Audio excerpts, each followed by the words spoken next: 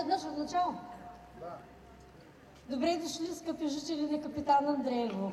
Днес сме се събрали на предизборна среща за представяне на кандидата за кмет, издигнат от политическа партия АБВ. Гости на предизборната среща са господин Първанов, представителя на групата от Хасково и други кандидати за кметове по места, които са издигнати кандидатурите им от същата партия. Нашият кандидат за кмет дълго време се кандидатира, всъщност мисля, че за втори път, но неговите амбиции са да направи за селото нещо, което дълго години не е правено. Неговите амбиции са да подобрим чистотата на селото, реда, да се издигне престижа на Капитан Андреево и да заприлича на това малко китно градче, което беше едно време при влизане в България и след това Свиленград, голямото село. Надяваме се, че това ще стане.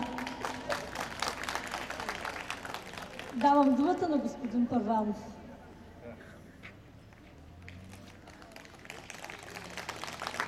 Добър ден, скъпи приятели! Аз благодаря за поканата.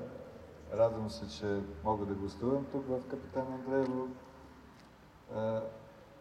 Разбирайте, това мое гостуване не като обикновено посещение. Тук съм наистина, за да подкрепя кандидатите на партия АБВ.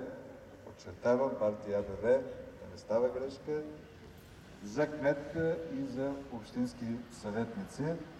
Това са наши кандидати, които вярвам вие ще подкрепите, защото ги познавате добре, защото те имат качествата, имат образованието, имат управленски опит, имат необходимата честност и почтеност, за да могат да управляват тук, да ръководят делата както трябва.